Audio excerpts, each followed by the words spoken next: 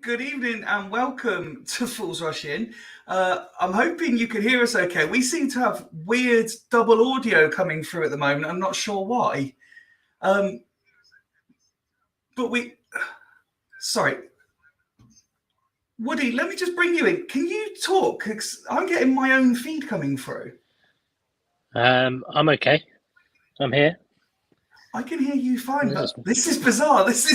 Why is this doing this now? No, I'm getting you twice. Have you got YouTube on the video on the browser or something? I think so. I didn't think so, but it does seem to have gone. Yeah, there we go. Well done, Woody. Just you appearing as well. At least that's how I do all my IT stuff. Yeah, indeed.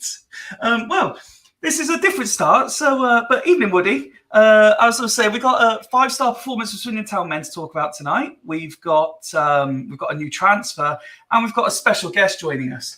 But as I've brought you onto the screen, would you like to? Can I do it? Yeah, go on. Before we go into all of that amazing entertainment for you guys tonight, let's roll those titles. Take my hand, take my whole life too, but I can't help falling in love with you. Swindon Town into the promised land. Well, if ever there was a way to make an impression of debutants onto the panel, it's to have a complete technological breakdown just in the intro. What do you mean? That was all part of the joke. We planned that. Yeah. It looked planned by the fact that I was like, oh my god, it's gone wrong. Woody, as you don't get a clever intro, as you've had to come and save the day, why don't you show off the new merch that you're delighted to have got? Oh, yes, and I will say thank you to Joe whilst I'm at it. Oh, going the wrong way. Joe, our regular listener, gave those of us who were able to get to the game on Saturday all got a nice little mug. It was lovely. And those of you who were able to get in the Legends Lounge. Oh, yeah, and in the Legends Lounge, yeah. But, yeah, just makes the tea taste that little bit better. Someone else I saw sporting a mug this evening is young Nick. Good evening. Yeah, evening 5 feet. Yeah, cheers, Joe. Coffee tastes really good in this. Really appreciate the present. Thanks very much. Someone who's desperate to get a mug is Mark. Good evening. Good evening, Stephen. Well, hopefully I will rectify that on Saturday because Joe's very kindly said that she will bring one to the Walsall game for me. So thank you very much, Joe. Very kind. No pressure, Joe, but now that Mark's expecting it on arrival now. Someone who hasn't commented whether he wants a mug or not yet, but I'm sure jealousy will take over and he'll definitely want one, is Rich. I'll also be at the game on Saturday, Joe. So. I'm joking. No, yeah, no, it'd be good. Yeah, no, they look really, really good, guys, honestly. Yeah, I'm not jealous at all. There's Joe, more than welcome, she says. Sneaking in during the intro, but thankfully I've seen him waiting in the lobby, is Ned. Good evening. Hey, hello. Oh, and here's my mug. Oh, no, I didn't Oh, get one. Unbelievable. I'm sure there is one coming. Evening to everyone in the chat. I can see we've got Nick, Steve's there as well. Christian, who I got to see Christian on Saturday after the game. We exchanged a quick hello, but I think maybe the cold weather took over. He seemed in a bit of a rush. He couldn't stop to talk too much, but we exchanged hellos, did me and Christian, after the game. But before we talk about Swindon Town's win at the weekend and new signings and stuff, we've got a very special guest joining us first thing. At the age of just 16 at the weekend, she made her debut, a league debut for Swindon Town Women's. Wish you a very good evening. Welcome to Fools Rush In to Grace. How are you? Hi, I'm good. How are you? Very, very well. Thank you very much for joining us this evening. Thanks for having me. As I say, just in that intro there, 16 and making your league debut. I imagine if I went around and asked all these guys what they were doing at 16, there was nothing quite as successful or certainly impressive as that. How did you find? How was the whole occasion? We were obviously talking off camera. You got the message. Was it Thursday that you would be playing Saturday? Yeah, I was a bit nervous. I had not had a great week, but I pulled myself together just for the game, and it made me feel loads better. So take us right back to when you got the message. I'm guessing you probably weren't expecting it? No, because obviously Danny and Emma are out with injury. And we brought a new keeper in on loan from Reading. I assumed she would be playing. So I was like, oh my gosh, what just happened? And you say you were nervous going into it, but once you get on the pitch, I suppose, is it a case of all the nerves disappear and you're just doing what you've been training to do well for a number of years now? Yeah, it's just I got 5 minutes to settle into the game and I was absolutely fine. Just being the usual loud self. Yes, we've certainly been hearing just before we went live all about your loud self, and look forward to diving into a bit more of that as we go along. When we've been fortunate enough to have various members of the women's team join us, I've kind of liked to understand their journey a little bit, and it might sound strange asking that to someone at just the age of 16, but if we could go right back to the beginning, what got you into football to start with? Probably my brother, actually. I saw him play. I was like, oh, I quite like that. So I actually joined the team he played for, but obviously in the younger years. Mm-hmm. So I was on a boys' team for quite a while. That's how it all started. And was it always the destiny to be a goalkeeper? We had former Swindon keeper Reece Evans on a few weeks ago, and one of my first questions to him is, goalkeeper's never that position that people say, I want to be a goalkeeper. How did that all come about, or was it always where you were destined to be? It was the same for me. I started off right back and left back, so full backs, and then I actually moved to centre back a bit later on. And at one point, our keeper left, so I stepped in just to cover, and then she left permanently, so I was just like permanent keeper. It's only been for the past couple of years, actually. I just flashed up a comment there from Kelly, said, Grace, you played so well. Casey definitely enjoyed the game too. And since we got the message from Woody that you'd agreed to come on, and we've been posting about it on our socials, we've had a number of different tweets and Facebook posts, replies and stuff saying, oh, we were at the game, she played really well, or they've known you a bit longer and sort of told us how good this has the potential to be talking to you. So there's certainly a lot of positivity about you, both as a player and a person, from people obviously outside your family, outside of Woody and stuff. That must be quite a morale boost as well. Yeah, it helps quite a lot.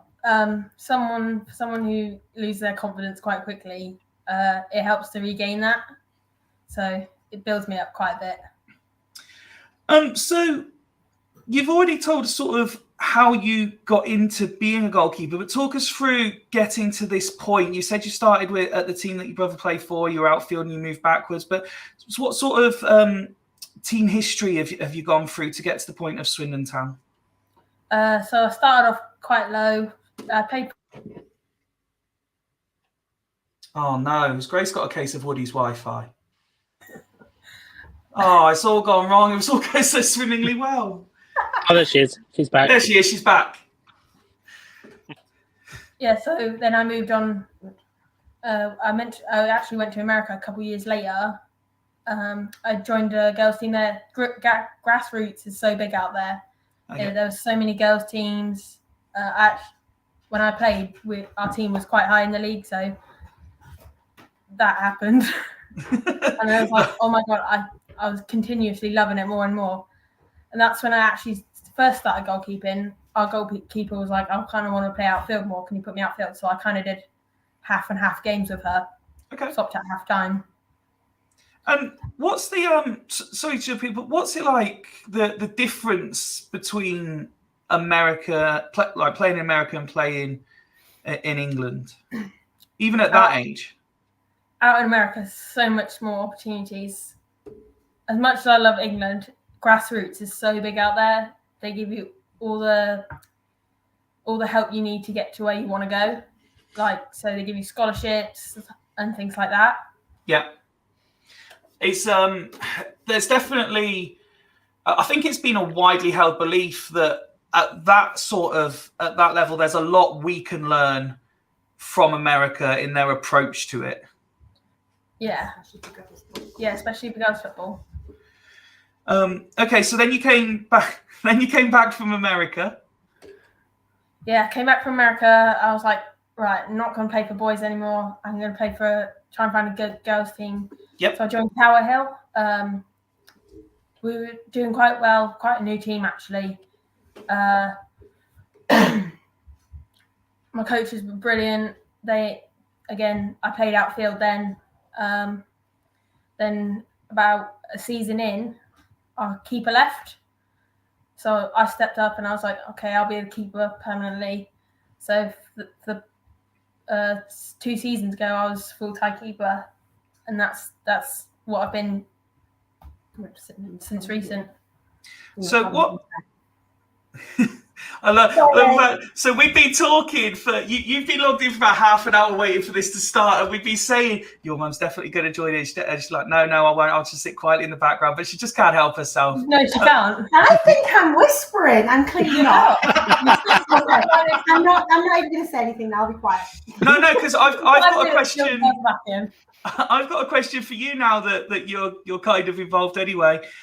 We mentioned off camera about proud mum moments, and if you can, it's up to you whether you want to be on camera when you say it or not. But just talk us through Just talk us through how proud you are of all Grace's achievements up to now. Oh my God, I'm so incredibly proud. She's such a grounded kid. She's so much fun to be mum to anyway. And I think other people have underestimated her in the past. And like I said, this is only her 3rd season as a goalie. This is their 1st year she's had proper goalie training. But yeah, no, I'm so incredibly proud of her. She takes it all in her stride, and she's not one of those kids that comes on and thinks she's something special. She's just Grace all the time. She wears her heart on her sleeve, that kid. So we've been hearing little snippets off camera. Would it be fair to say that your playing style is measured, but can be somewhat passionate? Yeah, I do like to yell and scream quite a bit. Being captain for the 18s has its own responsibilities, like talking on the pitch, leading in warm-ups and stuff. Mm-hmm. So it's kind of built on from that. I mean, I've always been a loud kid, but it gave it a big fat booster. And Woody, obviously you've known Grace a little while now. When did you first meet her, and what were your first impressions, and how have they changed up to now, or have they not? They haven't really changed as such, because I always, from that first kind of pre-season training, which wasn't that long ago, although it does feel like it was quite a while ago. I always thought that Grace was going to be, a good talent to try and keep hold of. Obviously Grace expressed interest in the under 18s, I think, at the time, during pre-season. And it was a difficult one because, well, Rich will know from my team last season, we had a very talented keeper in there, in Robin. And And it did get to that stage of I knew that, I think if I remember rightly, Grace had won with Abingdon Town the Thames Valley Under-18s League, if I remember rightly, and we were just about to go into, we were planning to go into that league. So obviously from a winning point of view, it almost made sense to bring in a winning goalkeeper, if you like. I knew that Grace's ambitions were to kind of push on into the game, and there are clubs all over in terms of the main clubs, in terms of Oxford, Swindon, Reading, and things like that. So when she came in, it was the outspoken keeper that we've spoken about is exactly what I got from the off. And I think we talk about goalkeepers union a lot in terms of it's a general terminology. And one thing that I really did admire straight away about Grace was that kind of bond that she had with the other keepers as well. Even with the kind of first team and development team keepers at the time. And then obviously Robin, and we did have another keeper on trial with us at the time as well. And so obviously I'd heard good things. I did reach out to Abingdon's as well, and said about like what's Grace like, etc. They gave me quite good feedback on that as well. So and living up to expectations. I think I'm not going to do a Sandra Di Michele and take credit, but from genuinely, obviously I'm not the parent, but it is seeing Grace's name on that team sheet on you can take most Sunday. Of the credit. You brought me in. But seeing her name on that team sheet for a league game, obviously you played a couple of county cup games. That was quite a proud moment for me, because I remember that difficult conversation I had with Grace and Michelle and Mo as well at the same time. Kind of like, because a very ambitious 16-year-old who wants to be playing. And I said, she's in such a fortunate position with a goalkeeper that it only takes an injury, and then you're pushing up. And I'm kind of glad that for once somebody actually took my advice. and now lo and behold, of course it's unfortunate circumstances how it's come about, but that's how players have to take their opportunity in any area of the game. And so I'm extremely proud of Grace, but I'm not surprised. She's in my opinion, very lucky as well with Dave, the goalkeeping coach, who I rate very, very highly. So it's but she deserves everything she gets, really. I know it's good that she's made her debut. I know we'll probably talk about it on a little bit further down the line, but I know Grace, she'll be absolutely gutted that she still conceded. But we talk about that character. I went to watch the under-18s last Saturday, and Grace is there telling the striker what to do. Faith Kingdon, the famous one that scored that goal that circulated Twitter, and you've got a goalkeeper running up to the halfway line to talk to her. And I think me and Michelle had a bit of a laugh on the sideline about that. But I'm extremely proud. She deserves everything she's getting at the moment. Let me say that ball was out of play. I would not have done it if it was in play. Well, I'm enjoying hearing that you did run to the halfway line after our conversation off camera, where you were refusing to push forward at all when being told to. A bit more confident with my 18s. I don't play for the first team often, so. But you say you don't play often, and as we say there, you have featured a couple of county cup games previously. Do you think that helped, that bit of experience before a league game? I think it helped because it helped me realise how much more mature I needed to be to get to that level where I wanted to be. Like playing for that women, winning those games, maybe eventually being captain. See, so one of the terms that I've heard maybe 2 or 3 times already in this opening 20 minutes is ambitious, and just in that little bit there, you could hear you're already thinking not just 1 step ahead, but maybe 3 steps ahead. What is your ultimate ambition? Play for England. Nice. I mean, why not? Why not have those dreams? Set the bar high. Watch out, Marriott. And in the short to medium term, obviously you'll continue. I imagine Woody, you'll correct me if I'm wrong. He's far more knowledgeable in this. You'll continue sort of being number one at the under-18s, but still sort of feature for the first team when required. But I suppose your aim is to get up there permanently as quick as possible. Maybe not as quick as possible. I'm still quite young, so I don't want to rush into it too much. I know my limits, and I'm not going to do anything I don't feel comfortable with. I like So that. I want to mature You first can before tell I go up there. Grace, you can tell straight away just the way by your talking is that you're a captain. Honestly, just just how mature you are and everything like that. No, honestly, do you know what? It's actually quite refreshing to hear that as well, and especially just being 16 as well.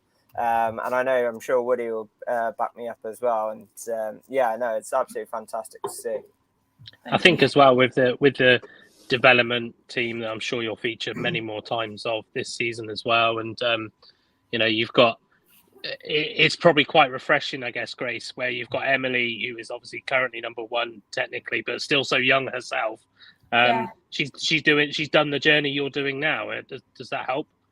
Yeah, it gives me someone to look up to. I spoke to Dave about my progress a couple of weeks ago, actually, and he said during pre-season, she was like, he saw something in me, but I wasn't quite there yet. And then he said, when I came to training with Emily, he's like, my progress just shot right up because I was looking up to someone. That's where I wanted to be. You mentioned Dave there, and Woody had as well. And again, someone else went, as soon as we started tweeting about you, his name started coming up in various Twitter replies as well. From what I understand, and I've never met him personally, but from what I understand, he's very good at coaching. And is having a big impact with you, particularly. Yeah, Dave's probably not gonna lie, my favourite coach. He's gonna, if he's watching this, he'll mention this tomorrow in training. But yeah, he's brought me a long way. It's the first year I've had a proper goalie coach, so it's probably the best thing that could have ever happened to my goalkeeping. It's gone so much better already. After only a year, I can't imagine what I'm going to do next year. Do you have any, what's the right term, sort of goalkeeping idols, or are you just kind of being your own person? Mary Epps is definitely someone I look up to again, but I don't want to be like everybody else per se. I do want to be my own person. Not going to be like anybody else because there's only one of me. Well, no, of course, and again, echoing kind of what Rich says, that you talk with such a maturity. You can see the captain material in there, but you can hear the ambition. You can hear the responsibility, and I do find it, without wishing to sound without playing the age card too much. It's so interesting to hear a 16-year-old talk about themselves and about football the way you do, and as a podcast, since we started, one of the big things Woody was insistent on, and I agreed, was that we promote women's football since the moment we started. So it's an absolute delight to have someone like yourself on talking about it in the way you do. And I'm looking forward to welcoming you on many more times in the future to see how it's all going as well, because I get the feeling, and I'm sure Woody will say the same, this is just the start of what's going to be a very, very long and very interesting, but ultimately very rewarding journey for you. I hope so. I would love to come on here more and talk to you guys more as well. That's very kind of you to say. We'll ask you again off camera if that's the truth. That's hilarious. I'd love to be on here again. No, joke. I love. Thank you. Can we clip that? Not just a captain. We've got a panelist in the making. Yeah. She's planning that far ahead that retirement's done. This is recorded as well, so we've got this now. Got this done. This is forever. So, if I can ask you, we've spoken about long-term ambitions. In the sort of immediate short term, what are your hopes going forward for, say, the rest of this season and this calendar year, just in the short term? For the rest of this season, I'm hoping to get my 18s as high as I can in the league, winning cup matches, getting them up there, because I know my team, and I know quite a few of them are ready. Well, maybe not ready, but definitely going to make that dev team, maybe eventually the first team as well. Yeah, that was actually going to be my next question. Are you the first one that we'll talk to on a conveyor belt of talent that's coming through? I don't know. I mean, go on, big them up. Go on. Got some good girls on the team. Faith's very good. I think her scoring ability is off the charts. Again, probably like me. Not gonna lie, she's mature a little bit. I still do as well. Listen, we're at our ages, we still need to mature plenty as well. Don't you worry about that. Actually, if I can, is your mum still there? I'm here, don't worry. Just one more. If I can ask you one more before we let Grace go and enjoy the rest of her Monday evening. What are your kind of hopes for Grace in the short, medium, and longer term?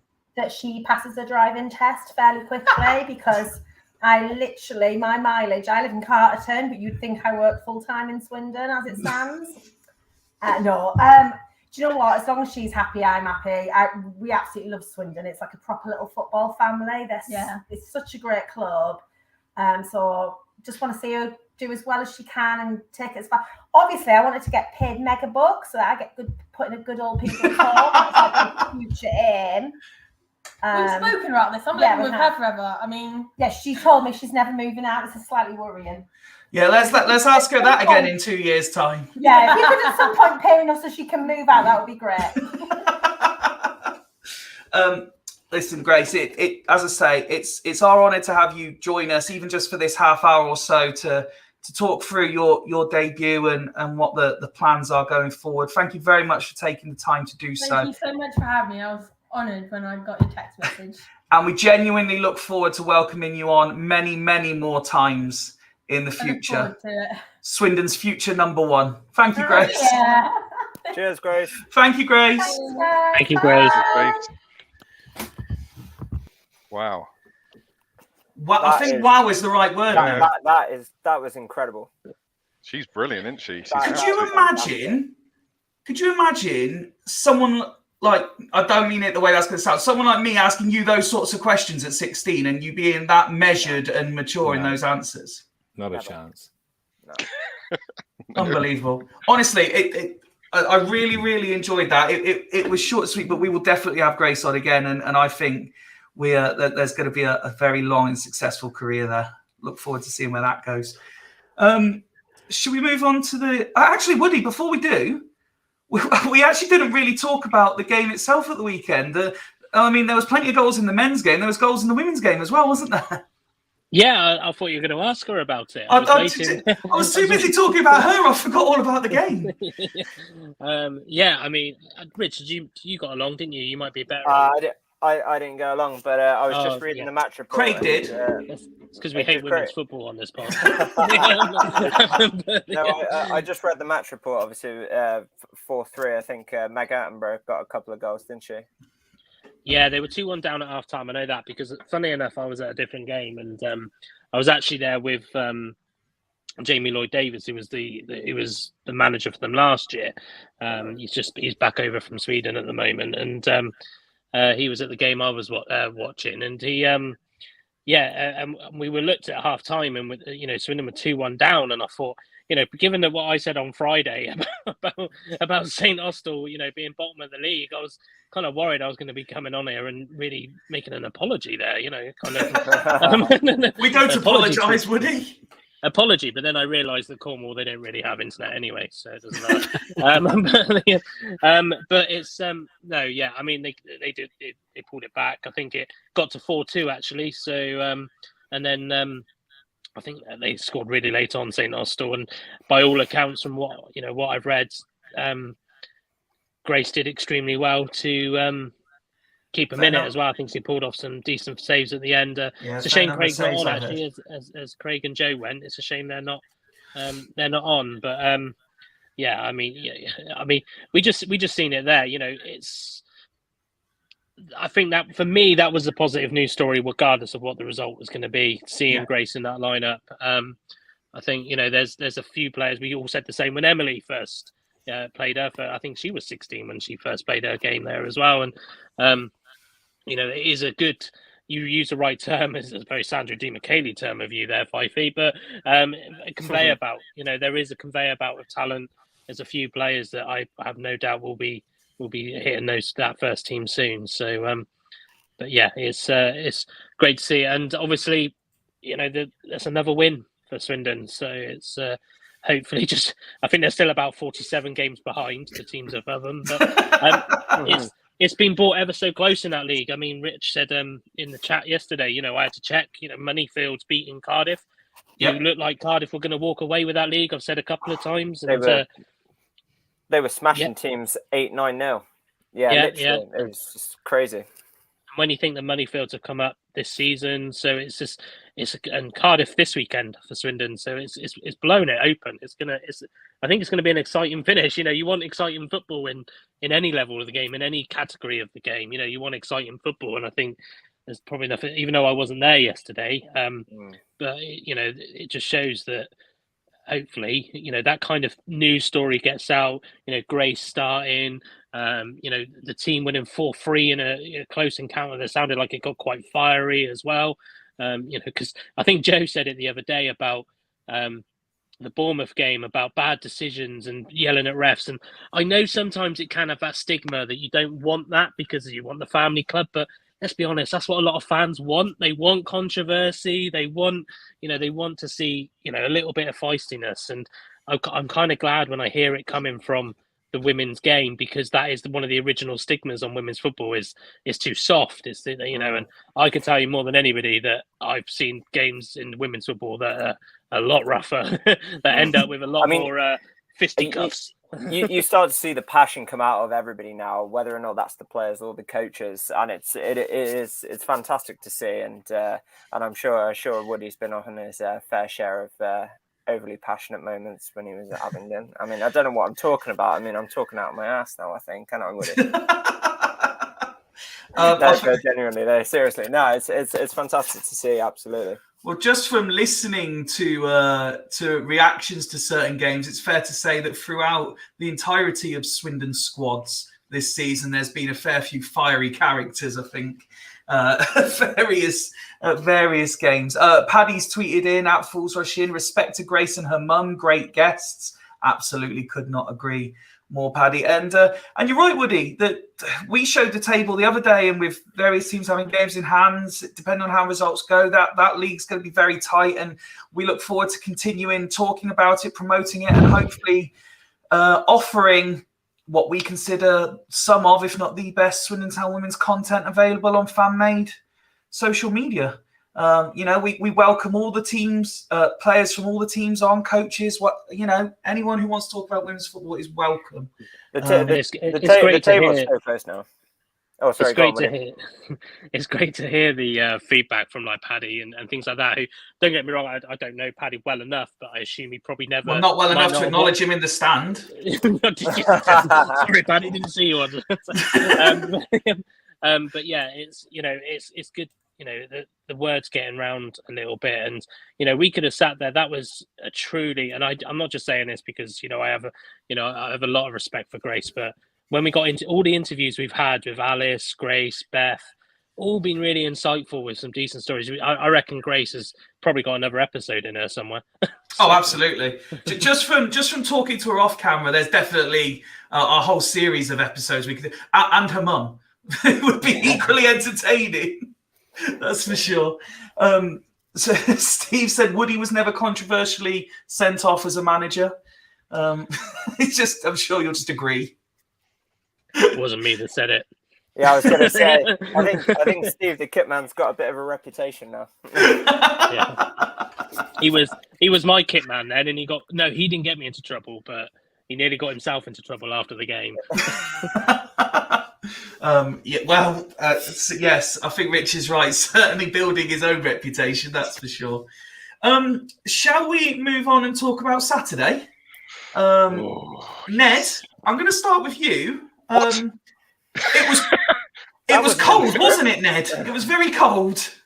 It was pretty cold, but you were still wearing just a t-shirt.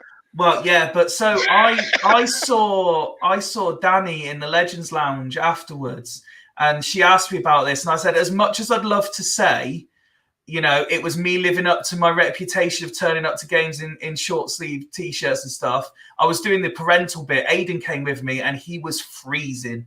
So during the game, I let him wear my jacket and I was just sat there like this. Absolutely fucking freezing. But no, on the game itself, Ned, obviously all the talk beforehand was about Charlie's return, and we'll obviously focus at a particular point on that in a short while, I'm sure. But what a performance all round, really. Just crazy. I mean, I'm not going to give you a play-by-play or anything, but I sat next to Woody, and can I just say, Woodrow, before I go into it, that I had an amazing time. So thank you very much. It's honestly such a laugh. I really needed that. So that was awesome. So thank you very much. You have no idea how much I appreciated that. That was fantastic. Right. Well done, Woody. Yeah, we had a good laugh throughout. But yes, the game itself, my gosh, the difference from getting those extra players in the box was absolutely massive. Every player was putting 100% effort in. You could hear Charlie Austin talking to the other players, lifting them up, or, well done, pat on the back. Everything about it was just so right. And just fantastic. The passing, I think Woody was getting erection with the different phases going on, the transitions. Woody loves a solid transition. He really does. He really does. He loves a transition. No wonder you enjoyed yourself, Ned. I did have slightly less space than the start of the game as the transitions were going on. And this is why Grace couldn't stay on after. Yes. Apologies. But yeah, my gosh, we was getting 3 at times 4 players into the box when we were going forward. There was no faffing about at the back. We were passing it around to bring their forwards, to raise them up the pitch. But then we moved it forward quickly, without Gladwin in the team. It wasn't pedestrian in the middle at all. It was just quick movement. Oh, it's just absolutely brilliant to watch. I just kept saying to Woody, "This is so much better. This is so much better." The only thing that you can really think that has sort of happened with that is that it just felt like, and I know this is a phrase which has been used quite heavily, online, but it just felt like the shackles are off. I wondered how long before shackles were mentioned. But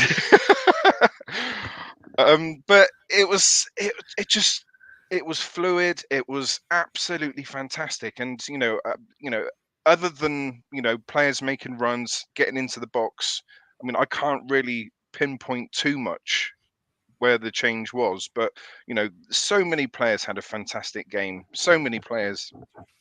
But what do you guys think? I mean, I was in awe of our performance. Well, Paddy's tweeted in again. Brilliant to watch a game on Saturday where we played attacking football, having disregarded the leash who was holding us back. Most enjoyable home game for many months. The atmosphere in the ground was a lot better, and at full time leaving the ground, people were buzzing. Loads of happy faces. Long may it continue. Nick, without wishing to dampen the mood in any which way, because that's not what we're here for, on the most miserable day of the year, we're all buzzing as Swindon Town fans. The red card certainly helped, didn't it? It did. Although once the guy had been sent off, I thought we stepped back a bit, and we seemed to slow down and didn't quite know what to do in how to go at them with them only having 10 men. And we sort of slowed down for probably most of the rest of that half. So it did make a difference. And I guess the thing that comes to mind is we scored 5 goals at Mansfield against 10 men, and we do the same on Saturday. Now, some people say, well, it's harder to play against 10 men. Well, it shouldn't be, but that can be. Although they didn't park the bus, they still tried to play a bit of football. So fair play to them. Probably to their detriment, as it turned out. But for me, I think the balance of the side was so much better with Blake Tracy at left back, and having that back four as a proper back four, I think that made a big difference. And basically then to have pretty much 4 forwards. And I mean, like Ned said, I was sort of looking at the goals again today, and we had, I think when Shade picked the ball up on the right and was running forward, he had 4 players in front of him trying to get in the box. We haven't seen that all season. That was the difference. We had players busting a gut to get and do something. And Ned's already said it, and I'm sure everybody else has picked up, and it's been all on the socials. Charlie Austin, forgetting the goal, he was immense just by how he was talking. You could, obviously, like probably most people, I specifically was watching him throughout the game, and he was instructing, he was driving, he was telling players what to do, he was encouraging, and he was giving a few words when they weren't doing what they should be doing. So his performance was immense. I still say Khan was man of the match, but obviously the sponsors just wanted to see Charlie. You could bet however much you wanted, he was always going to be man of the match, whatever. Well, I think Vic said it tonight. He could have just been sat in the car park, but just by being there, he was always true, very true. Yeah, but yes, the performance was just what we needed. But and again, I'm sure we'll touch on it. We've the last few games, one lost. We have got to get some at this coming Saturday. We cannot do another Northampton in putting a crap display the following game. So this game is so critical coming up Saturday. Hopefully we've got a big following, so that will help. I'm looking forward to Saturday. Mark, I know Rich will be itching because he's normally first for every game to talk, so I'm just delaying him that little bit longer. There is so many good elements that we can talk about, but the one that I really want to touch on first among everything else, and I'm pretty sure because of how we were discussing it off camera, you agree, Lavinia's goal. Just seriously, what a finish from what a player. I mean, the guy, I did tweet him at the weekend, which he liked. I said, Lavinia only scores worldies. It's just, but it wasn't just him, and it wasn't just his goal. I mean, Sadu Khan. Honestly, I can't remember the last time I saw a goal quite as good as that at the county ground. It's been a long while, and probably a long time coming, to be fair. But Lavinia suddenly looks like a player. Really looks like a player. I heard Charlie's interview on OSC beforehand, and he was asked about it, and I think Vic said, "Did you kind of know, or what was the thing?" They said, "No, Lav shouted. I knew he was there." He said he was shouting that was his. So he said, "I was quite grateful actually because I was looking at the ball thinking I'm going to have to leap some to get this. So as soon as I heard the shout, I just left it." Yeah, rightfully so. I mean, I guess the only criticism is we perhaps should have scored more goals. We did score 5. We hit the woodwork 3 times. I thought we were good value for burying Grimsby for 10. That wouldn't have looked out of place completely. So a bit of work to be done with the forwards, I think. But overall, a good day in the office.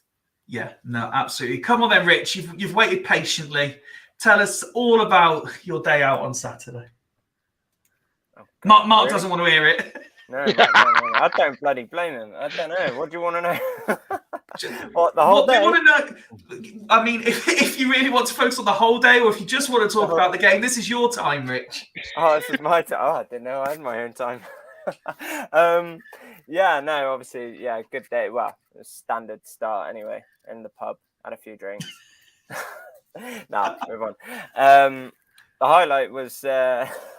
The highlight was bumping into you in the curry house, mate. Curry house afterwards. Forget the game. Forget the game. No, the curry house main event. Brilliant. No, genuinely. It was fantastic. Obviously, it was a fantastic occasion. Even from the start, even from the get-go, obviously, Charlie Austin obviously walking out and him getting the applause from when they came off after the warm-up even. But obviously I was really glad that I think we all knew that he wasn't going to get the full 90 minutes, and I don't lasted longer than I thought. He did last longer than we thought, and he probably lasted longer than he may have needed to, but I'm glad that he got that extra bit of stretch, probably that extra 10 minutes that he had, because I think we all thought that he might have lasted about an hour. But for him to get that sort of appreciation and applause, that standing ovation to go off as well, I'm sure that meant a lot to him as well.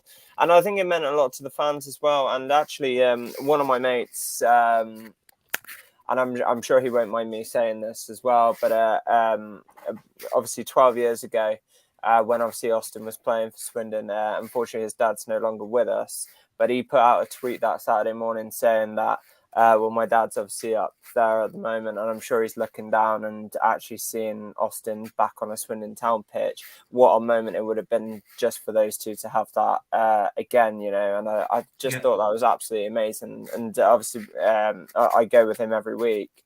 And I said to him in the pub before the game, and I said to him, I was like, that tweet that you sent out earlier was just absolutely fantastic. And it meant a lot to me, because obviously me and my mate, we've been mates for a good 20 odd years, and obviously me and his dad were really obviously really good friends and stuff like that as well. So it was really good to see. I used to go with them to the football, and you know, I know how much of a moment that would have been as well. So to obviously have that moment again, to obviously see Charlie Austin obviously being back on a Swindon Town pitch, not only getting the appreciation but actually scoring a goal as well, was obviously fantastic. Obviously moving on from Charlie Austin, in terms of the whole team performance and everything like that, I think got to give a lot of credit to Mildy and Gunning as well. And I know Sandro said on the OSC earlier about the match preparation that they had during the whole of last week, and it was fantastic, you know, to actually see obviously a young coach. Obviously don't know what individual sort of things that they put into the team. We don't know who actually picked the team, etc. But as a team themselves, clearly they can work together, and clearly that they've got a good rapport. And it's fantastic to see that they know the individual players and what best that they can get out of the team. And if they are in charge again for Saturday, I've no doubt that I'm sure they'll try and put in as much of a replica performance. Obviously, I think I don't know whether or not. I mean, Grimsby are obviously really far down in the form table. Obviously, they're not having a fantastic season. So obviously, Walsall are definitely going to be a different kettle of fish. We're playing against a Flint team, a very well organised Flint team. Which, by the way, I did see earlier that 2 of their players got recalled today, and one of them was their top goal scorer as well. Yep. So sorry, Ned. Sorry if that was on the Ned report. Sorry. Not at all. But no, it was. But yeah, so that can obviously potentially go in our favour as well. But I'm sure it'd be good away day. But obviously we'll talk a bit more about that, I'm sure, either later today or Friday. Yeah, absolutely. But I will say, fair play and respect to the Grimsby fans. Yep. I think they brought over 500 fans with them on Saturday. So a lot of respect for that. To come and watch that 5-0 loss, that's a hell of a journey. It's good. I think 4.5 hours. Yep. So fair play to them. So, but absolutely. Yeah, it was an all day great day out for Swindon, Swindon fans, Swindon players, and obviously Charlie Austin as well. So I'm sure everybody is massively pleased. Absolutely. Paddy says, Charlie took his goal really well. He was a real influence out there. But there were some great performances all across the pitch. Would have thought Saido Khan who'd have thought Saido Khan would throw in part of the Paddy Stavros shuffle as a goal celebration too. Old school shenanigans. Shenanigans indeed. Woody, do you remember the song that bloke was singing behind us? It's a long way to Grimsby. I can't talk. It's a long way to Grimsby when you're shit. It's a long way to Grimsby when you're shit. Oh, he was loving it. The fact he was singing it on his own, nobody joined in, but he carried on. He was committed to that. I applaud that. I applaud his consistency and continuing to do so when no one joins in. Woody, again, there are so many points that we still want to discuss, but it would be wrong of us not to talk about a moment where I turned around to Aidan and said, I've been following Swindon for 20 years now, and I could follow him for another 20 years and never see that happen again. Obviously, the referee getting knocked out in the most bizarre of circumstances. It was one of those moments where all the fans, they laughed. And then I heard a few chants of "there's nothing wrong with you." And then all of a sudden you thought, no, there's definitely something wrong with him. And honestly, I've never seen anything like it. I am totally the wrong person to talk to about this. Maybe I knew that, and that's why I'm asking you. Yeah. So, although I am smiling for other reasons as well. Port Vale were losing on television to Nathan Thompson, which is just like filling me with joy right now. And they're all of their 5 fans walking out. It's quite funny. But yeah. I mean, yeah, you don't see it very. I've seen refs get hit before, but not like go all out conquer. But yeah, it's. I mean, first of all, fair play to Ali and the team for attending to it straight away. And it's good to hear that he's obviously he was fine within a couple of hours or something. That's good to hear. It makes me feel not so bad about some of my jokes now.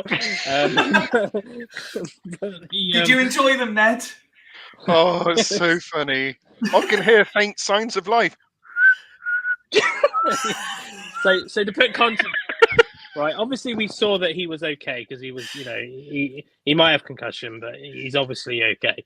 And we just had this image of the fact that he might have had the whistle in his mouth when he got hit. And we just thought, oh. I do appreciate how on Twitter, how on BBC, how on OSC, everyone's taking it really seriously. Along come Fools Rush In, and we get Woody's been making jokes which Ned's reciting live. We've got Arch saying his first touch should have been better. To be fair, yeah, we wouldn't say it if he wasn't very. Obviously, we wouldn't say it, but it was quite clear that he was a lot better, but it was just when. Sorry, I was just going to say the thing for me, and even watching the replay, is it doesn't even look like it hits him that hard. No. Poor. I think the thing is, with your head. Yeah, you don't appreciate how hard footballers actually hit a ball. Yeah, agreed. Yeah, but sorry, carry on, Woody. I interrupted there. Yeah, all I was just being really immature and just saying that when the club tweeted out, I just said, yeah, but the unfortunate news was that he got mauled to death by his neighbour's dogs because they thought he was a chew toy. But yeah, no, honestly, I'm glad he's okay, and I'm very, very, it was just bizarre, wasn't it? I literally can't, mind you, the guy who stepped in didn't do a bad job, to be fair to him. Superb officiating. And thumbs up for Colin as well. Colin, who I know quite well from around grassroots game, and he referees in the grassroots game as well. And obviously he's normally on the tunnel, getting the tunnel out and guiding the players down and stepping in to be the 4th official for the day. But yeah, it's. You never want to see anybody injured, of course you don't. But it is games like that will just stick in your head forever, isn't it? That you just kind of go, "Oh God, I remember that." And we were joking about whether the 4th official had any shorts on him, and he had to go borrow the shorts off the guy. Sounds like you and Ned had a right laugh. Yeah, we had to make joy out of it, didn't we? But no, yeah. I mean, but I think it led on to good spirits.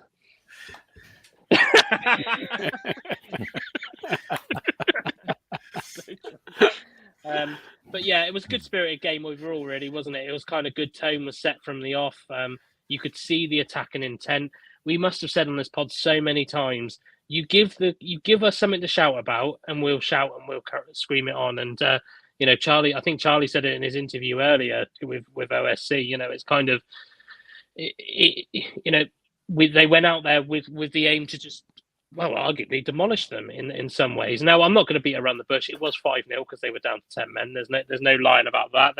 They did leave the gap open, but we got to take our hats off to Grimsby for that, because they did try to still play open, expansive football and they didn't try to damage limitation. I think they generally thought even at 10 men they might be able to nick something, because 5 months ago, or 5 months ago, that's too long, but 3 months ago, Swindon are drawing that game.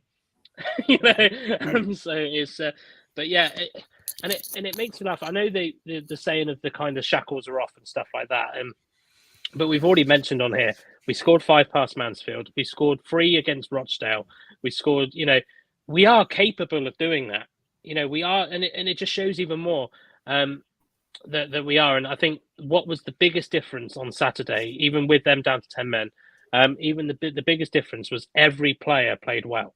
And I think, as Mark's already said that it's, every single player played well. And that alone, if you have not a single player on an off day, that alone makes a difference. Even Angus McDonald, to a certain extent, worried me in the first half, because there was a couple of times where I was like, just get rid of the bloody thing. Like, I kind of want McDonald now just to be a normal defender. Like, no ball playing, because what he's good at is making sure nobody gets past him. And I kind of want him to be like that. But that moment when Charlie got his goal, I think Ned and I were pretty much literally opposite Hutton, and he's put that ball in, and we're just like, this has got to be. There's 3 players in the box. This is before he's taken his second touch, and it's just, it's just refreshing to see that we've had that thing. Do I think it would have been a different result under Lindsay? Probably yes. I still think we would have won the game, but I think we were at it. We were at it on Saturday. Is that a management thing? We don't know. We won't know until Saturday. We won't know until this Saturday, because as with the Northampton game, as Nick's already alluded to, if we lose on Saturday, that game means fuck all. Especially when we're still games ahead of teams. But hopefully it gives us the spirit we need. Charlie, we've already spoken about him. He was absolute class. And what almost like a different player that left us 12 years ago. Like, don't get me wrong, he scored a lot of goals when he played for us, but he was not that player talking. He was not that player being a coach on the field. You can really see the amount of experience that he's got in him. And I quite like the way he's done his interviews as well, kind of almost a little bit arrogant, but he has the right to be arrogant, but very much talking about the team and how the team are doing. And, like his 12 years ago, Charlie Austin's trying to head that ball that Lavinia's gone for. He's trying to head, but that experience has said he's calling for it. He's obviously seen something better.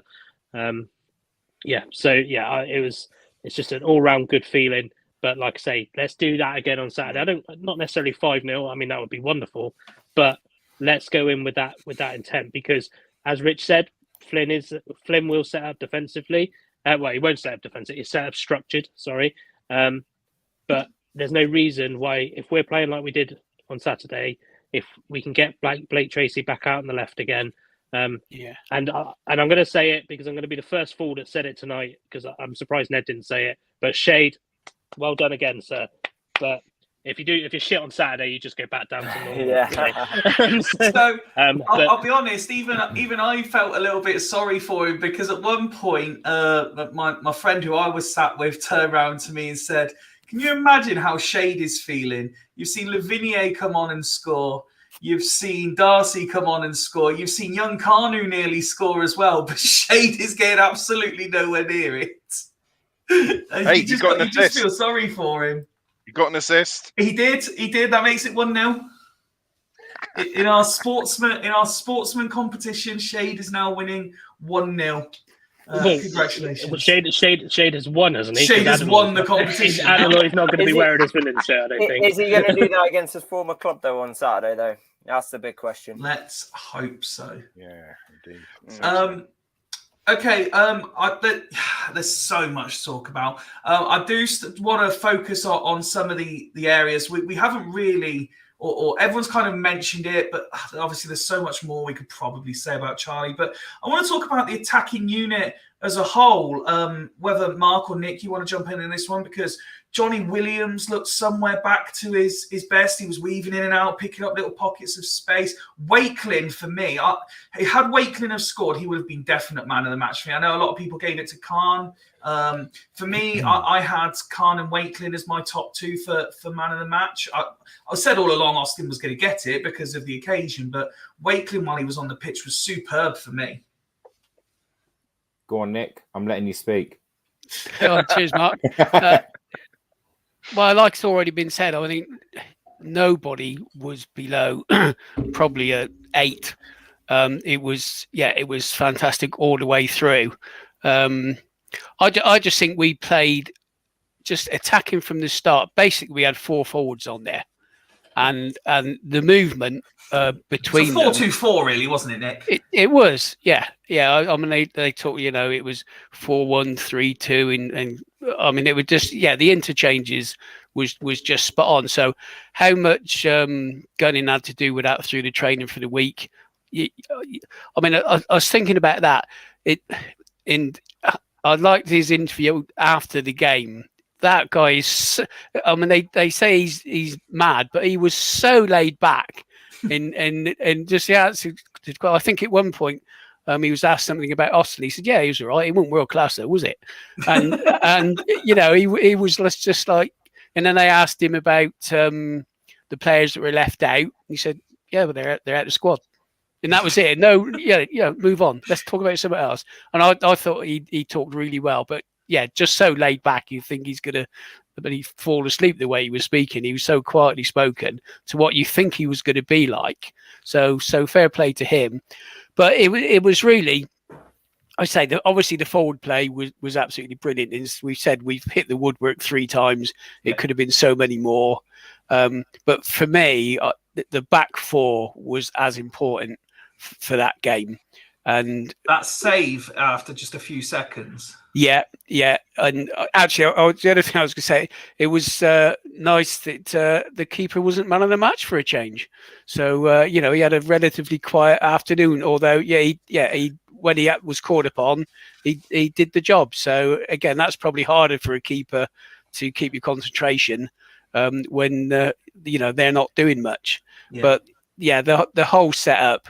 And that, as soon as Hutton hit that ball in, I was sat there with my lad, and straight away before it reached Charlie, that had goal written all over it, and you just knew that was going to hit the back of the net without a doubt. They talked to Charlie earlier. He said, "Well, how do you make that space?" And someone said, "Well, the centre half left him." Centre half didn't leave him. He made that space himself, and he had that 2 yards of space. And he just absolutely buried it, and that set the tone. And from someone said it was perfect, and it was. Bloody cold day, but that warmed the cockles of your heart. So it's fantastic.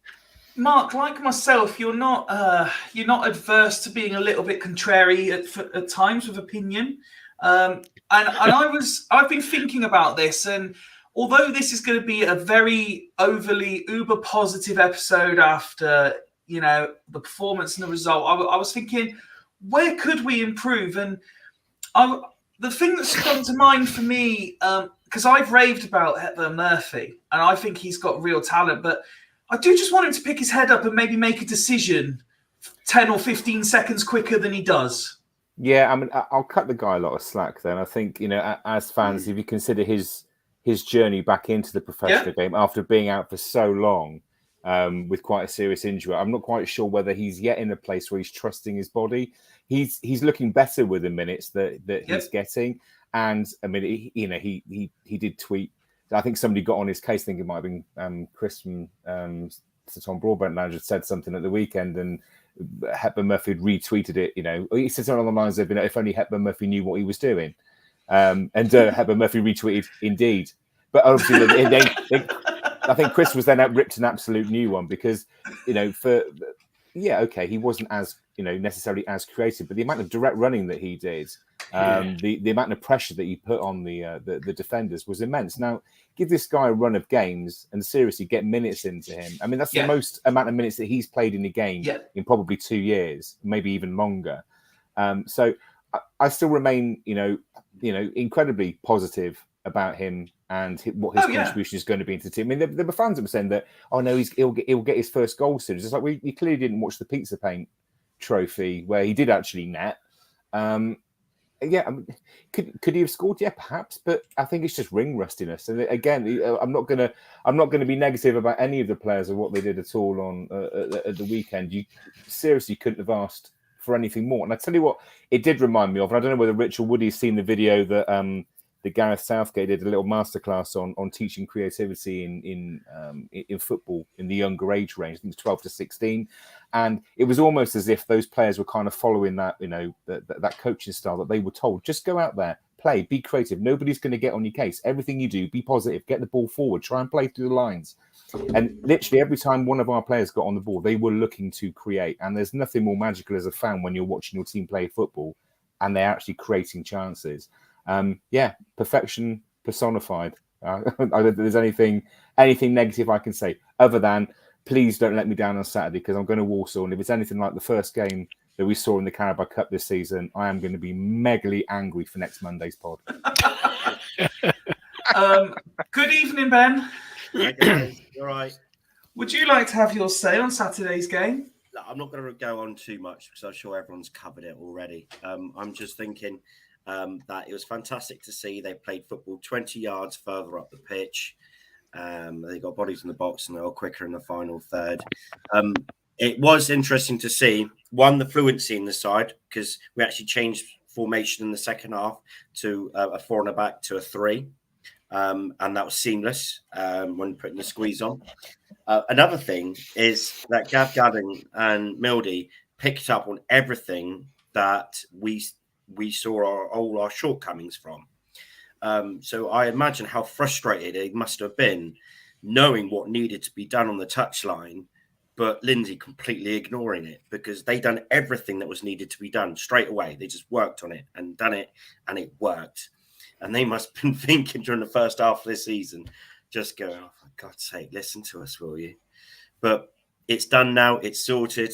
We're playing better. It's only one game. It's only one game. We've got to remember that. We've also got to remember that, fan momentum, the sending off, all played a bit of influence into the game itself. But, yeah, we now need to take this on to the next match. We need to take Walsall on. They're missing their best defender as well. Was it Money Mount? Is missing anyway, as well as the other 2 players that got recalled. So even though they're in good form, I think they're there for the taking. And if we can do that, then we're giving ourselves a chance this season. And Sings are only now 5 points behind of Northampton. They don't have a game in hand. We've all to play for. Daring to dream again. Positive Ben is back. Yes. Rich, let's if we could spend a bit of time talking about the midfield. Saido Khan's been mentioned, and I think it's only fair to give him his due. But the whole midfield unit, I thought were very, very good. Yeah, I think obviously, and I think everybody had their pretty much all the midfield had their play on the in terms of the goals as well. Obviously, Darcy getting off, and obviously Khan scoring his first EFL goal, which was obviously great to see, and you could tell that it meant an awful lot to him as well. To sort of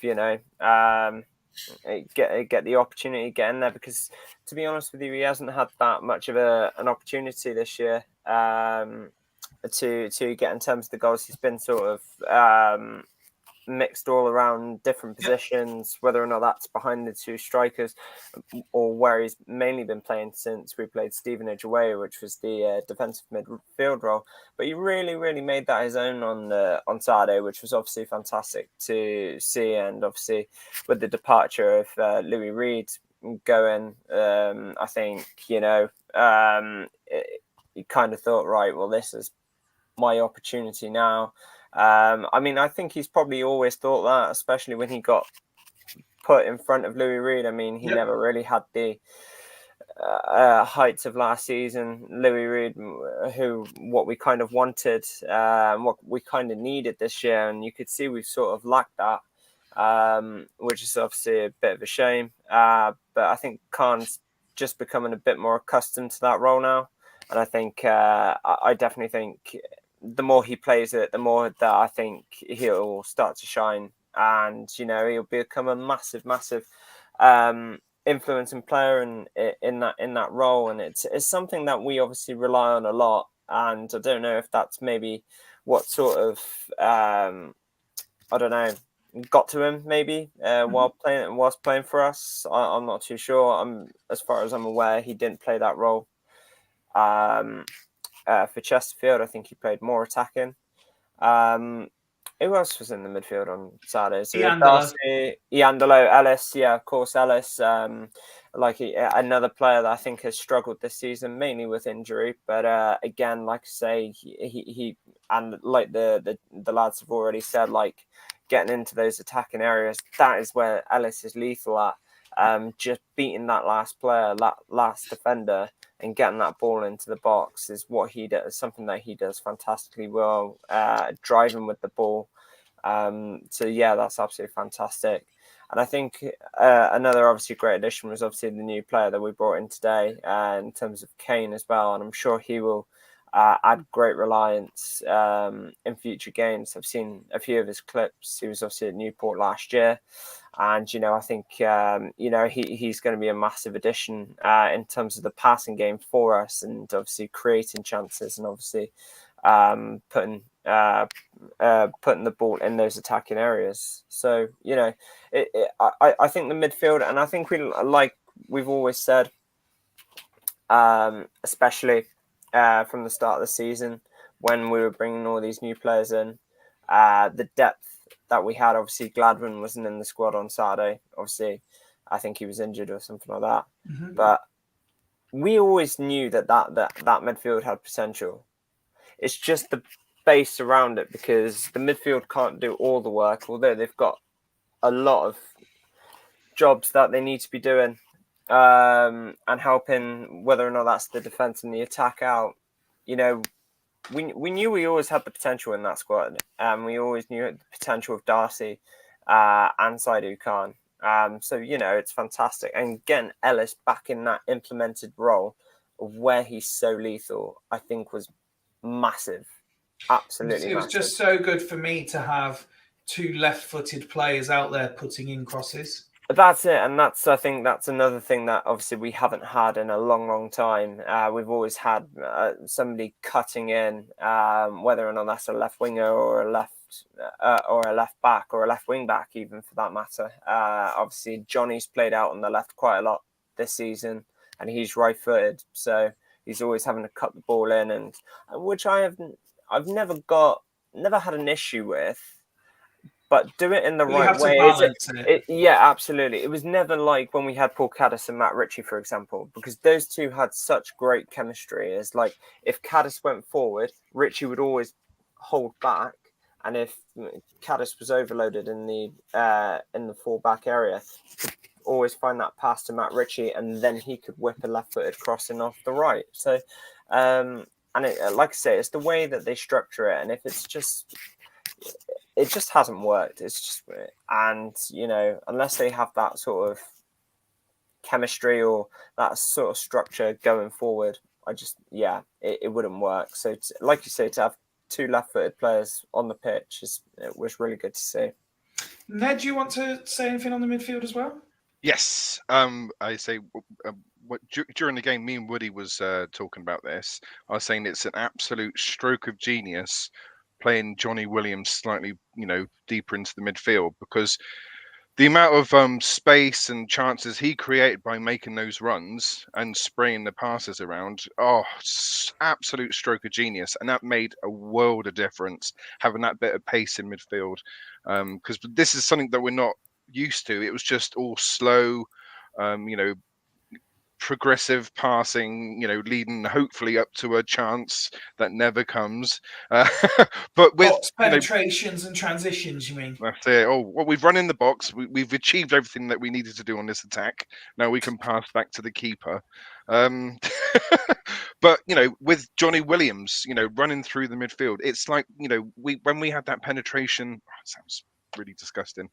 When we had that penetration with McCurdy, because that's something that we lacked after he left, because he would run at the defence and create more space for the other players. Yep. We haven't had that since he left. So having Johnny Williams further back, and it's just everything was so much quicker.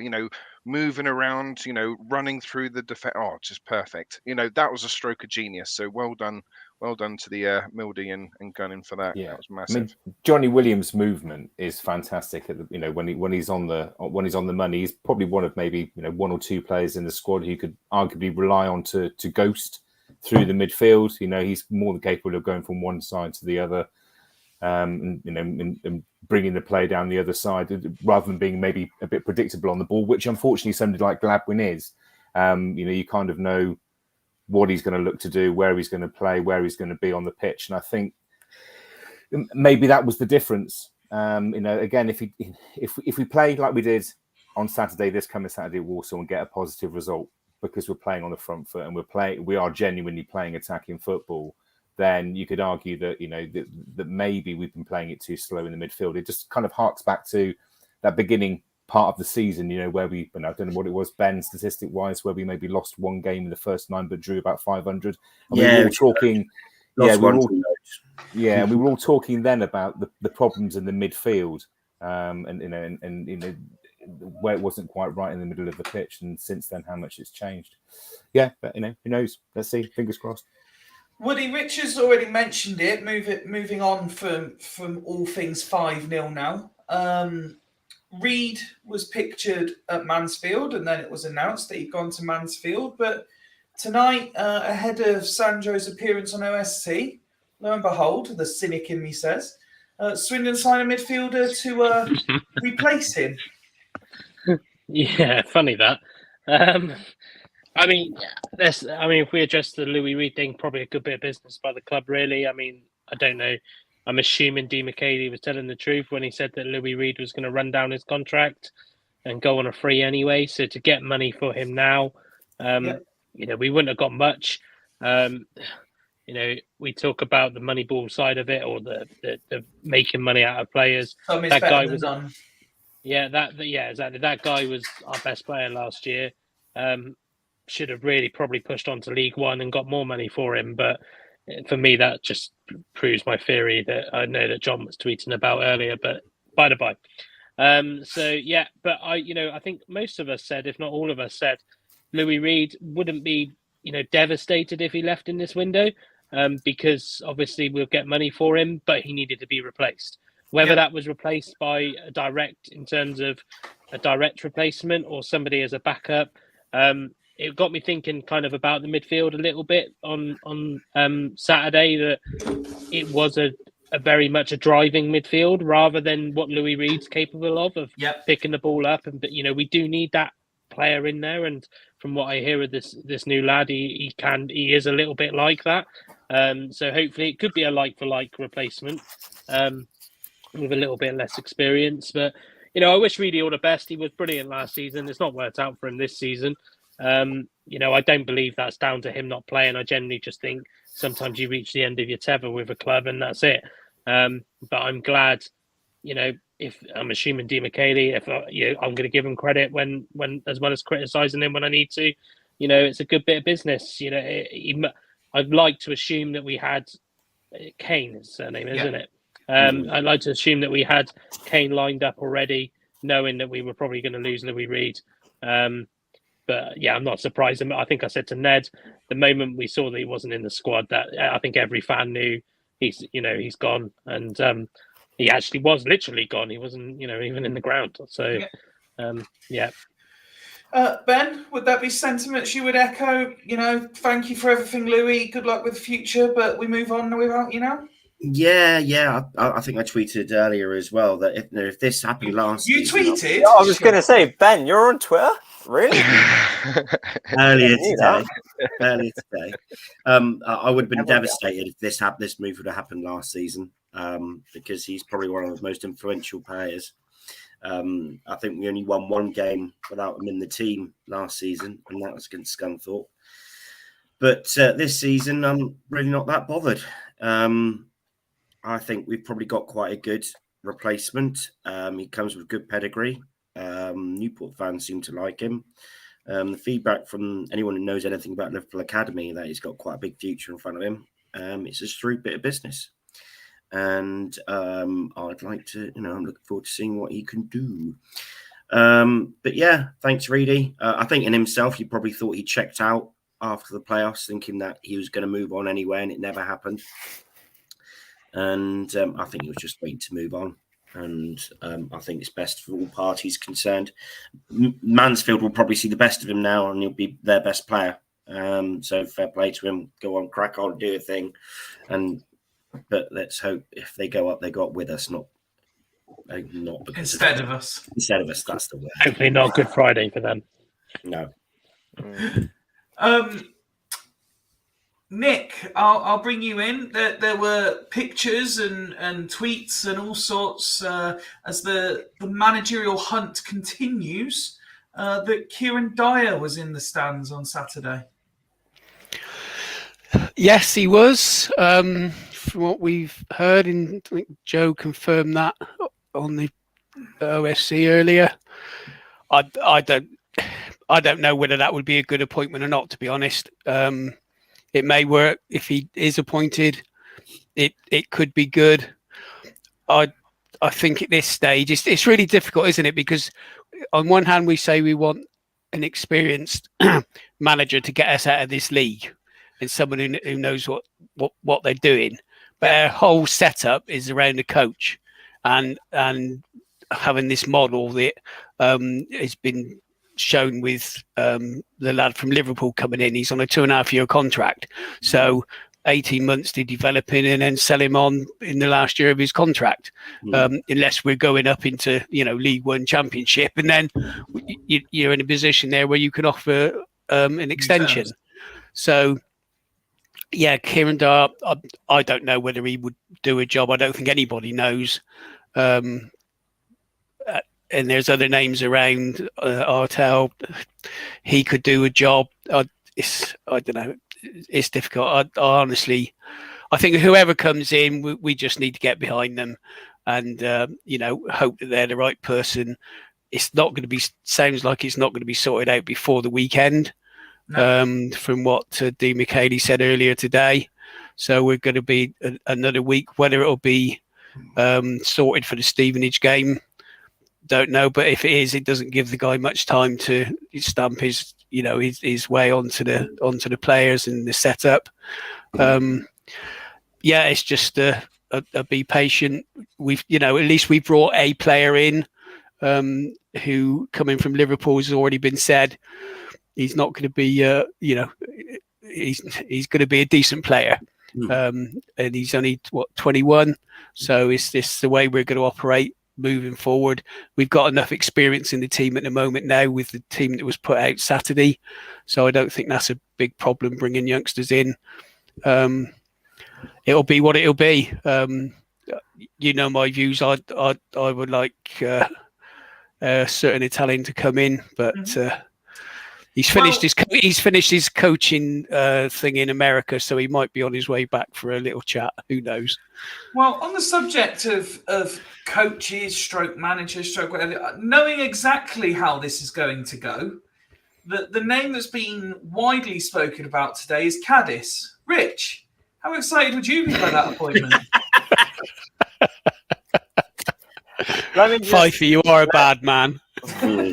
Let me just make this very, very clear. Obviously, I love Paul Cadiz. What he did for this football club is absolutely immeasurable, and nobody can ever repay for how he did and what he did for us when he came in under Di Canio, when he was under Di Canio, and then when he was under Welland. Having said that, he's literally just started coaching with Fleetwood's academy. About 6 months, I think it is. Or even, it might be less than that. It might even be less than that. I'm not entirely sure. I know he's got his own coaching school and stuff like that, that he's only set up about 18 months ago when he retired from football. And then obviously, then he's picked up this Fleetwood academy coaching role. Mm-hmm. There's absolutely no way on God's green earth that he is ready for the big time in coaching, especially in a position of where we currently are. And to come in and to obviously try and bring us forward, the amount of pressure that would be on him to do that. And what if we don't get promoted? What if we don't get in the playoffs? Then what's going to happen? People are going to turn on Cadiz? Don't know. Why would you want that? I wouldn't want him to damage any sort of reputation that he's had with us previously to impact. Although I agree with you there, and I do agree with you, and I've never said that he was a good option. I don't think anyone on Fools No. has said that he would be a good option. The one thing I would say is in the past, was it, I want to say possibly after Sheridan, maybe, all the talk was about Peacock. And God, and again, no, like I say, but hang on, but the thing with that was no one ever said like you'll never forget, regardless of what happens, you'll never forget what he did as a player. Being manager, even if it goes wrong, wouldn't harm that reputation. No. So why would it with Cadiz? No, but I don't agree with that at all. I think it does, like, sort of thing like that, because the past is the past, but you're living in the current present. Fuck off, Steve.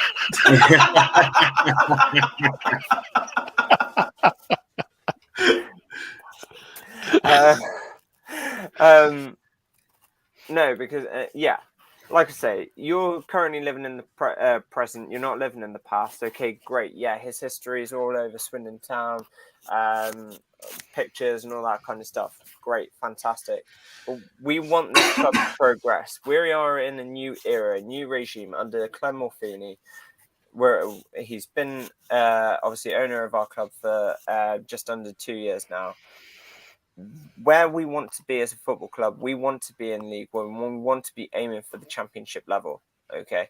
And with no disrespect at all, because I'm sure they are good coaches. I'm sure they are good coaches. But to be able to take it, I think it takes some kind of person. Now, I know Kieran Dyer's name was obviously mentioned, but Kieran Dyer's got an awful lot more experience than Paul Caddis and Lee Peacock in terms of coaching.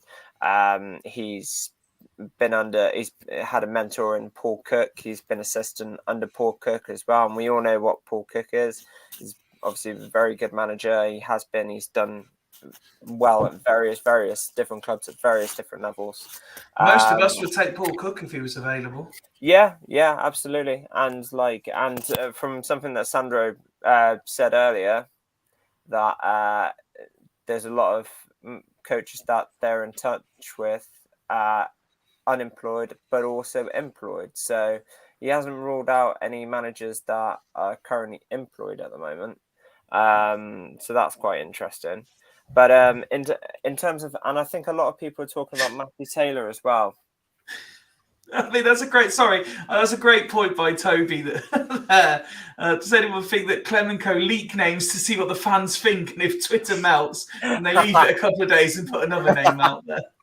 Well, considering Sandro said that he was the new coach was going to be announced at the end of the week, that's not actually a bad shout, to be fair. And just going back on it, because Matty Taylor's another name that's been obviously mentioned as well, and obviously he didn't do well at Walsall, and again, it was too early for him. It's too early. I think where Caddis is and where Peacock is, and I'm not sure what ambition Lee Peacock has in terms of coaching, whether or not that's to stay at under 18s or academy level. With Paul Caddis, I think he's made it very clear that he wants to be a manager someday. But I think he is currently in the best place that he can possibly be in. And if they think that much of him as an academy coach, they're going to bring him to the first team. That's what they did with Kieran Dyer. They were really impressed with him, obviously, in the academy at Ipswich. They brought him in to be a first team coach and then an assistant coach.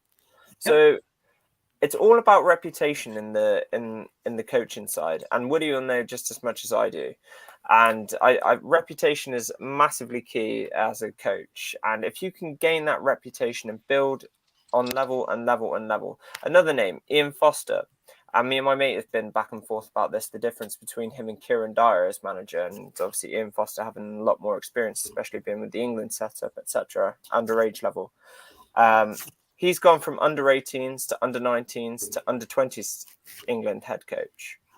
That reputation itself speaks volumes itself. So, Paul Caddis is perfect where he is. He doesn't need to rush into being a head coach right now. And I don't think it's his time. He will be the right man, but at a different time. And I do hope that he gets there as well.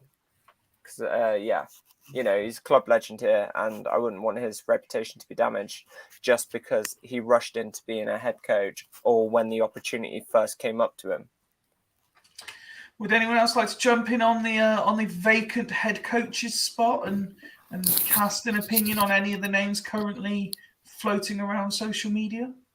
Yeah, I think Mark's going to go first. Yeah, I quite like the idea of Ian Foster. I mean, I'd said a couple of days or so ago that when the Cadiz name was circulating again, I was thinking I just would really quite like somebody who's not attached to the club in any way, shape, or form to come in. And if you look at Ian Foster's background, I mean, it might not be a name known to everybody in the professional club realm, but the work that he's done with the England youths and successfully done with the England youths, make him a standout candidate compared to some of the other names that are mentioned there.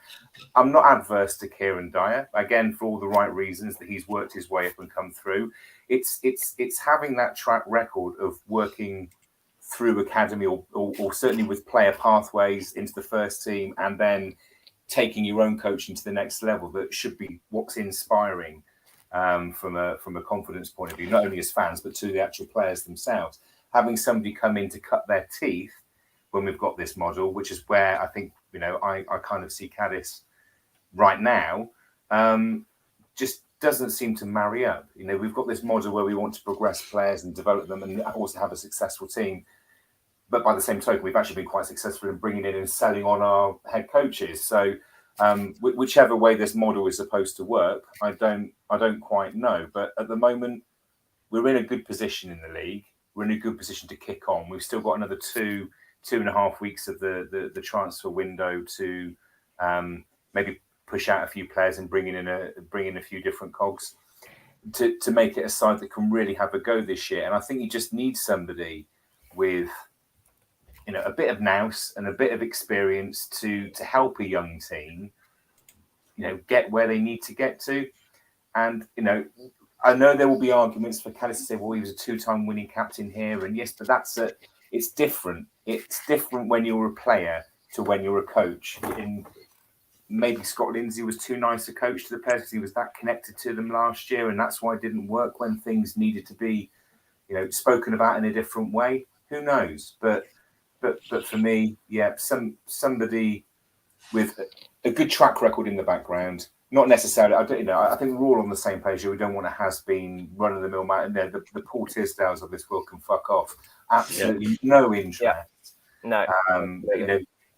They've been around and failed so many times, but you still get fans clamouring after those names, and I just don't get it.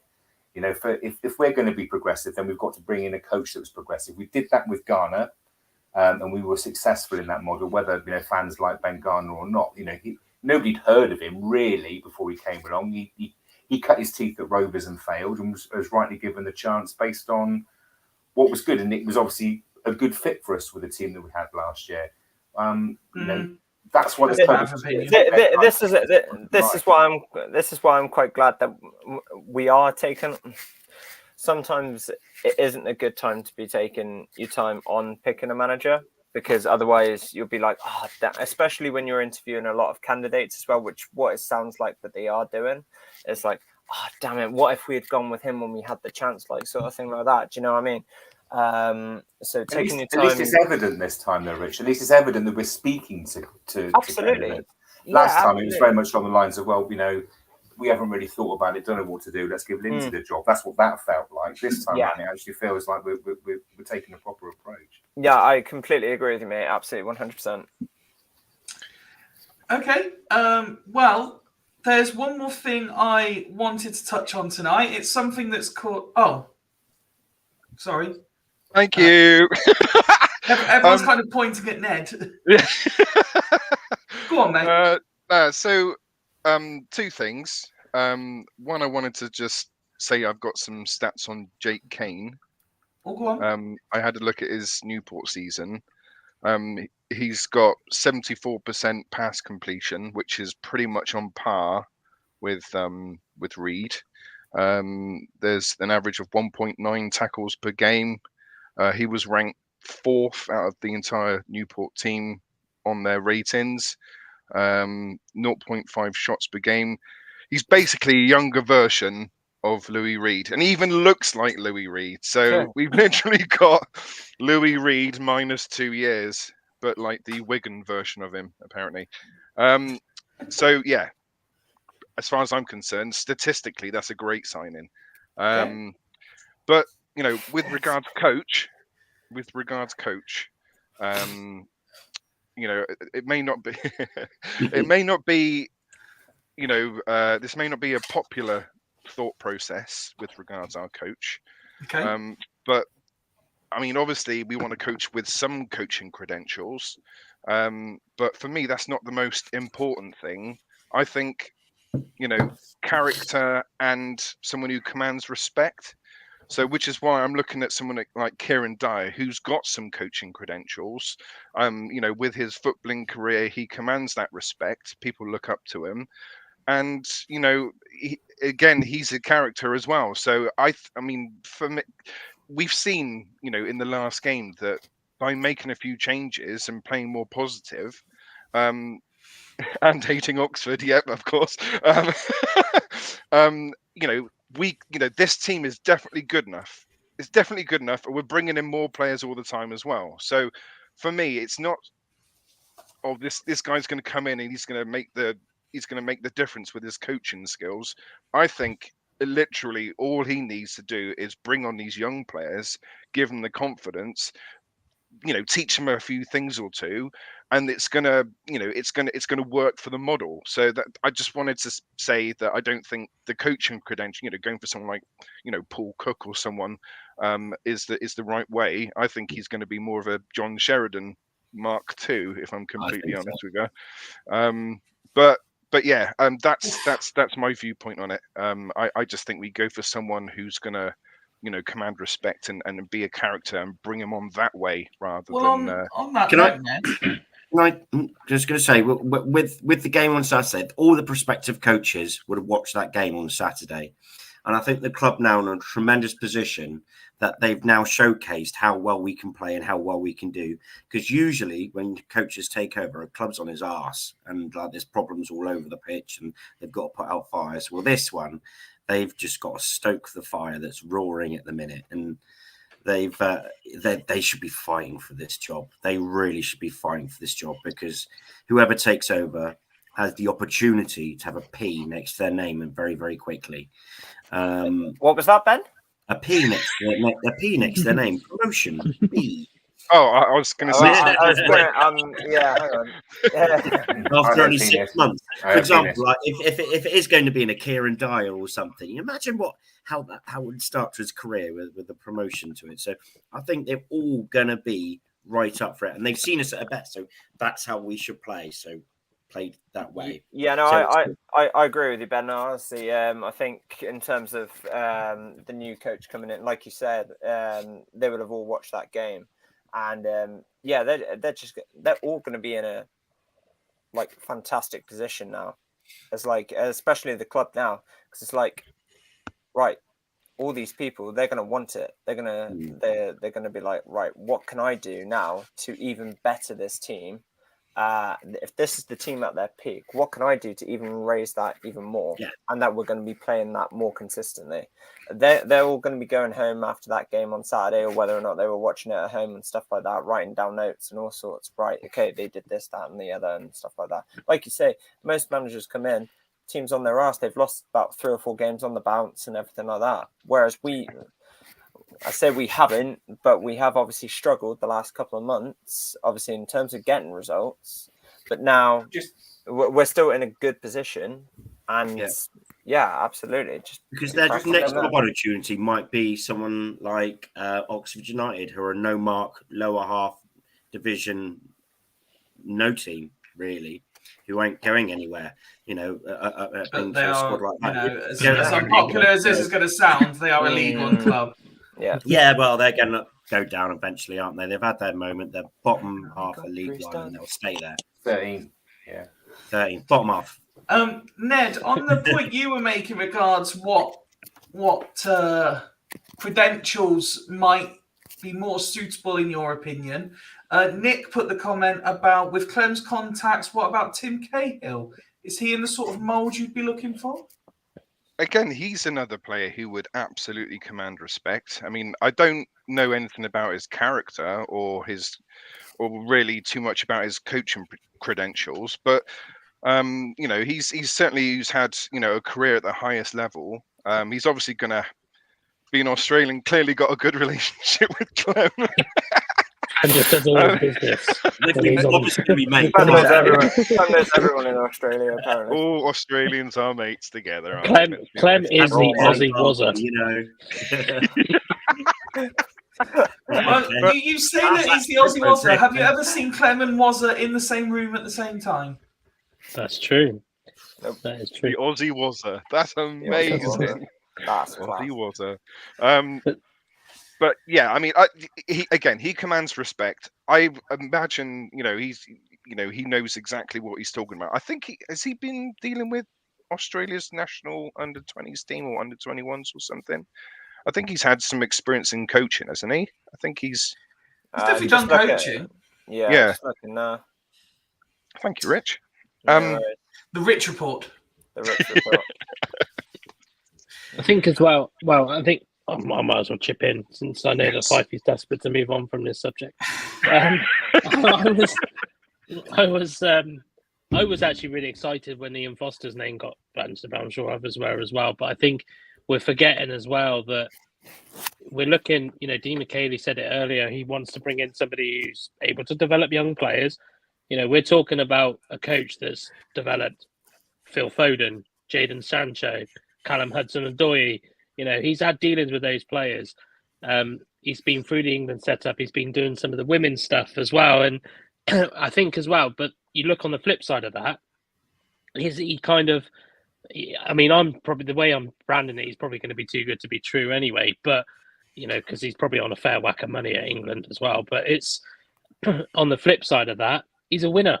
Obviously he's done the stuff with England, but he was also the first team coach when Portsmouth won League Two as well. Under Paul Cook.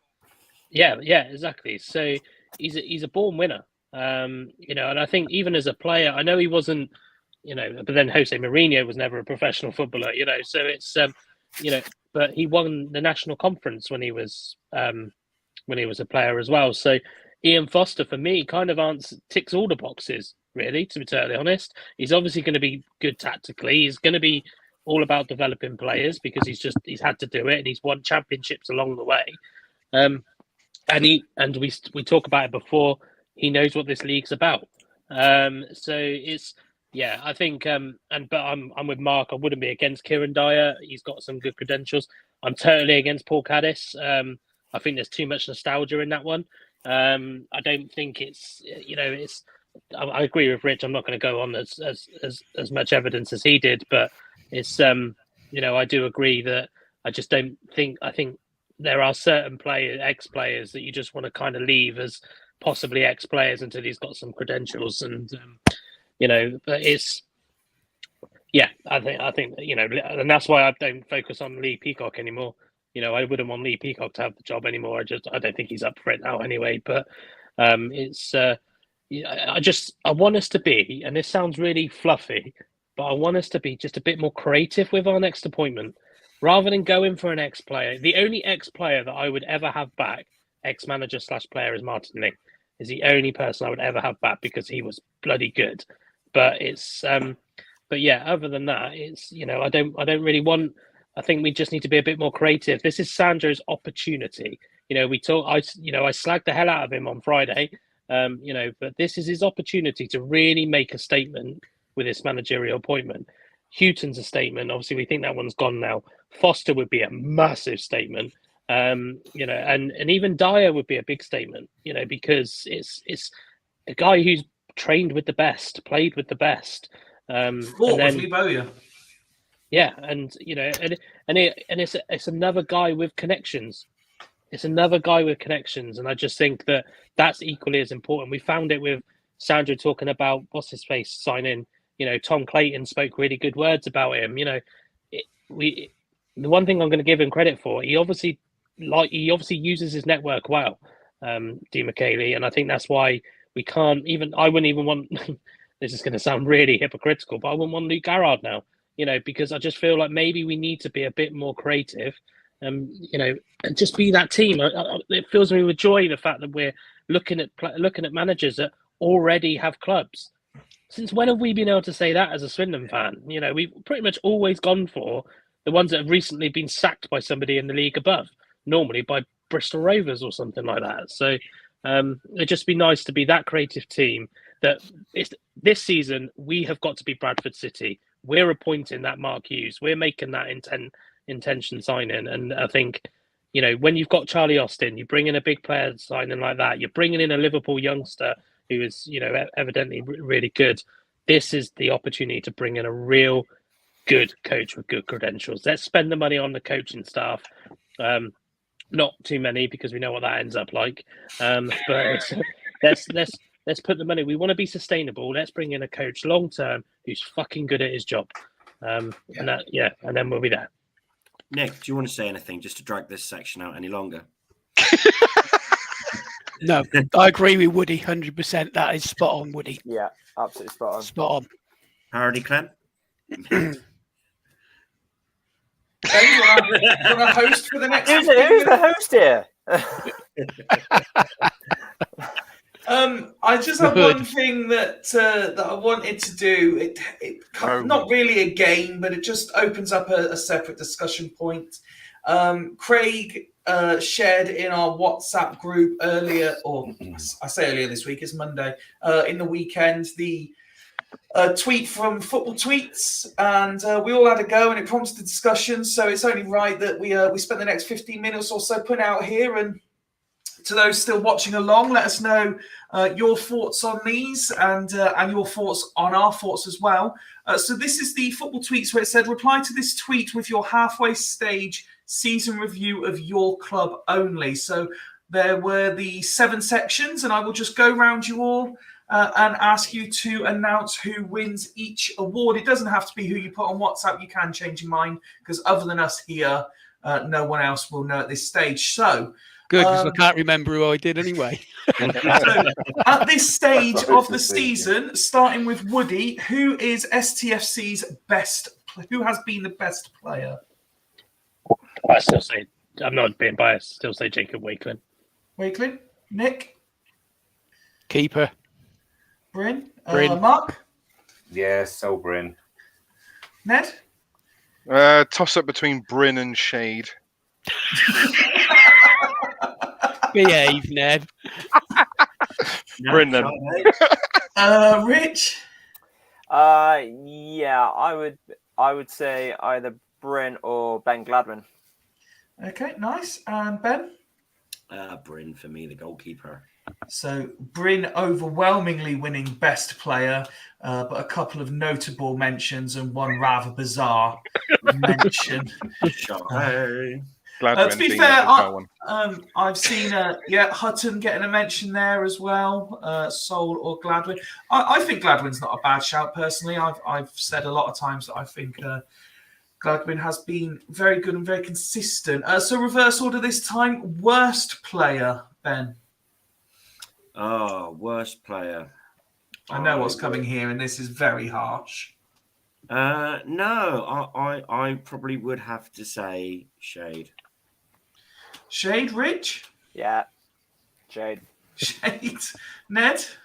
How the fuck can you say Shade? He scored 3 goals this season. Look, he had a good game on Saturday. When he came on, he had a lovely little setup. He's improved. Northampton, he did quite well, so he's getting better. He's inconsistent. But over the whole season, he's been poor. With Lindsay, he's been running and then stopping, turning round, which has been the problem. And then as soon as he takes the shackles off and runs at defenders, he looked like a blooming wall beer. He keeps running down that wing, and then realizes, shit, no, actually, I want to go back play for Walsall. I'm not in May, Ned, in May, my opinion may change. It probably will change. But probably won't. And it may be down to Lindsay, because I blame everything on it, as you probably well know. It may well be down to Lindsay, but Shade has been our worst performer.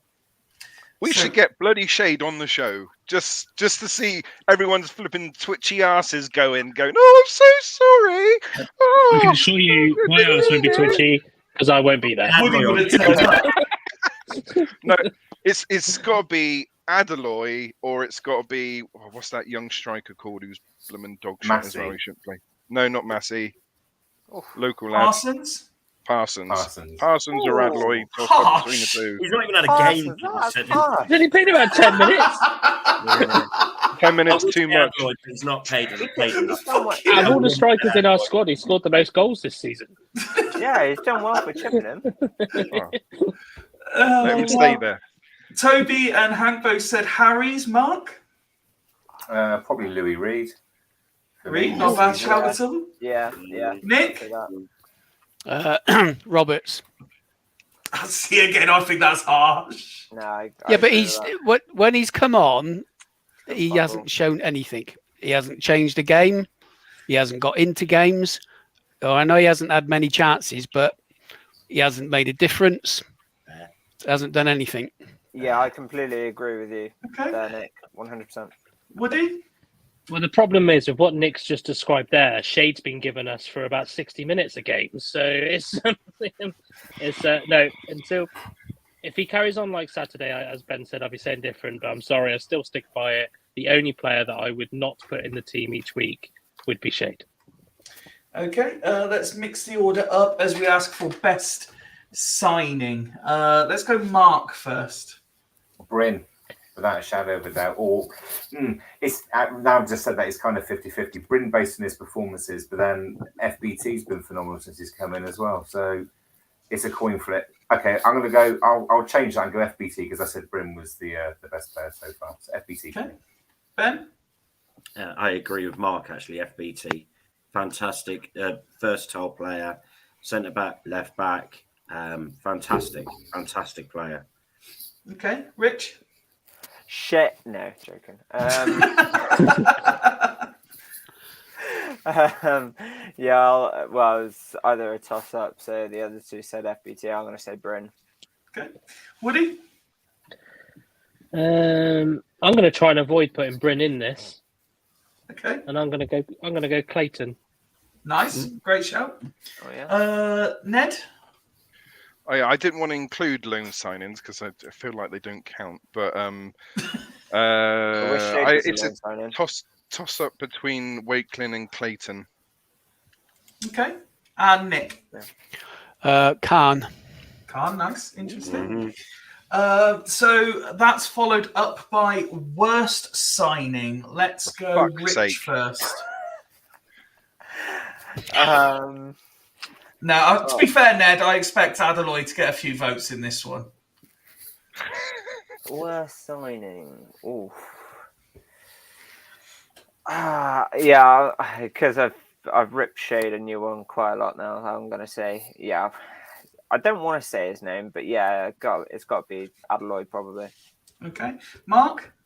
Reece Devine. What was the point? Oh yeah, Nice. What about Reece Devine? Yeah. Ben. Again, Mark, Reece Devine. I'm not sure he exists. What is a Reece Devine? What is a Reece Devine? What is a Reece Devine? What is a Milan Neeson? Woody? Reece Devine pips it for me as well. Very, very closely followed by Adaloy. For the same reason. What is an Adaloy? Ned? See, I put down Adaloy, but you're absolutely right. Reece Devine is probably, in theory, the worst performer so far. There's nothing against Reece Devine, by the way. Yeah. He might be a really good player. But he's been a bad signing. Never seen it. No. Nick? Yeah, ditto. Who is this man? Boy, kid. Nick, I'm going to start with you this time for most improved player. Hutton. Nice. Okay, Mark. Yeah, you'd have to agree based on where he started at how he started at the beginning of the season to where he is now. Hutton's probably the one name that stands out more than most. Or Lavinia, if he carries on, won't be too far behind. So yeah, Hutton. Okay, Woody. Yeah, I was really torn on this one when it was in the chat, but just because I remember how bad his first couple of games were, I'm actually going to go Brennan. I think, especially capped off with how he was on Saturday as well. So he was brilliant. Seen a couple of mentions there. We got Khan, Gladwin, Huts in the chat. Ned. Go on, Rich. You go first. No, I was just going to say, you mentioned Gladwin there, and I was literally going to say Gladwin. So, yeah, Gladwin for me. Ned? Well, originally I was going to say Hutton, chalk and cheese from the start of the season. But after Saturday's game, Tyree Shade. And Ben? One good game. For me, Bryn, Brennan, or Hutton, and I'm going to go for the obvious, which is Hutton, because it is him. Okay. Rich wants to start one, I feel. So, most underwhelming.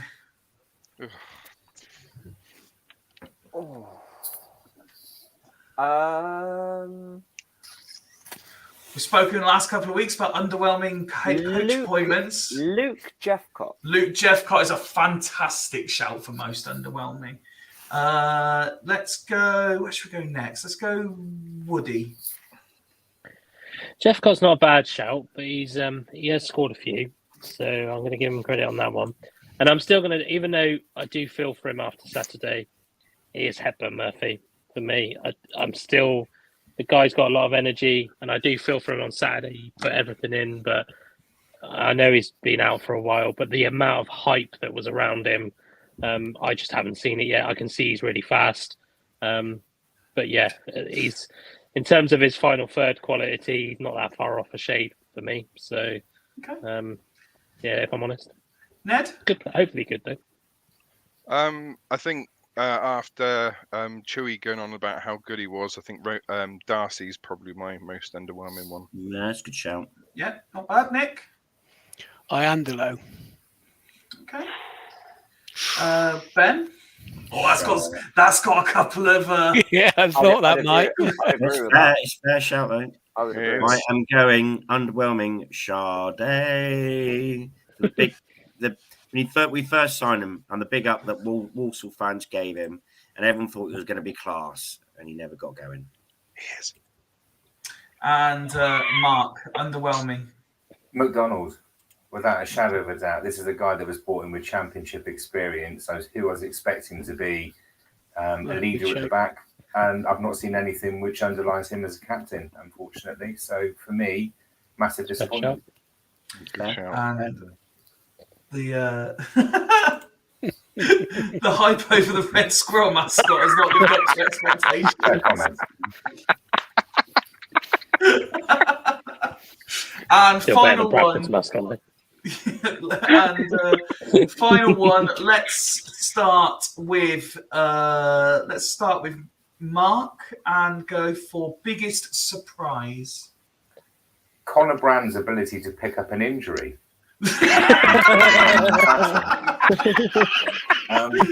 No, all joking aside, probably Jacob Wakeling, to be honest. I mean, you never know what you're going to get with a young striker coming in. You kind of hope that they're going to set the world alight. And okay, it's tailed off a little bit the last couple of weeks, but yeah, for me, his movement's good. He's actually put the ball in the back of the net. He's one of the most creative players in the team, probably one of the most creative players in the division as well, in terms of assists season to date. So, yeah, the old JW, old Jakey Wakey wins it for me. Not allowed to say that. Did. Black mark, Just Mark. did. Black did. mark. Just did. Nick, biggest surprise? I agree with that, Wakeling. I didn't expect him to play many games. Thought he would be down the pecking order with players that came in. I think he's probably played more games than most people would expect him to. Wakeling, yeah. Okay. Woody? Well, Wakeling's not a surprise to me because, as Joe and I have said many, many times, he was very good at Melksham. So, and we rated him from there on. Scout Woody. Biggest surprise to me, and this was the first one I managed to answer, was FPT. I thought he was coming with a bit of a, relegation fodder stigma. Burton didn't really give a shit about him, their fans, and he's turned out to be, he would be close to being the best player for me. So probably the biggest surprise. That's fair. Oh, hang on. Hang on 1 second. 1 second, 5 feet. Sorry, Woody, I've got Sandra Di Michele on the phone. I think he was just he just heard that you were trying to take credit for Jacob Wakefield. Just saying, Dean McKinney wasn't even at the Melksham game, so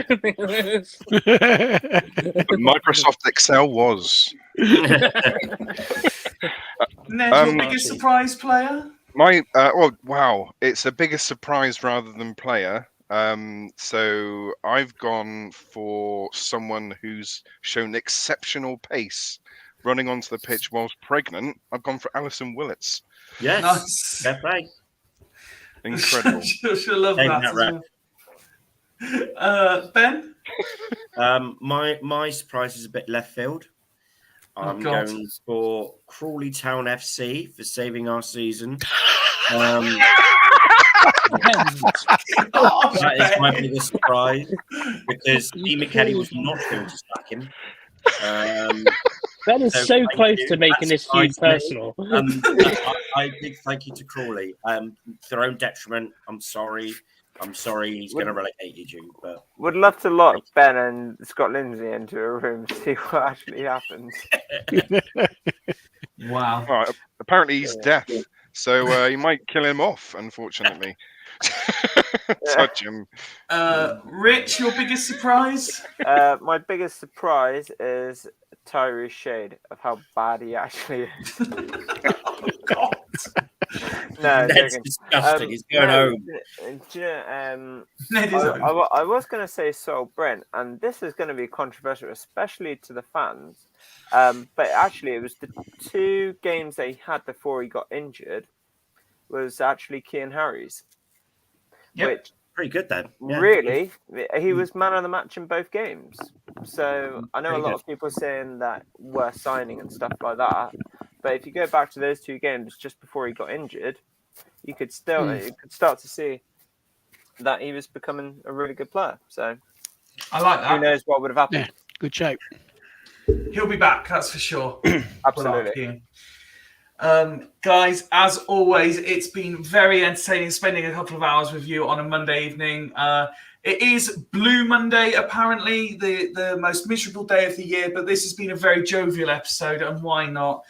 Celebrating Swindon Town winning 5-0. We had Grace on earlier as well, who was fantastic value. Can't wait to have her back on again in the future. We will see you again on Friday to preview the weekend's game. But from myself, from Woody, from Nick, from Rich, Ned, Mark, and Ben, it's a very good night. And Woody, you got to do it on the way in. Would you like to sign us out? No, excellent. Thanks. And on that note, from Fools Rush In, good night. Take my hand, take my whole life too, but I can't help falling in love.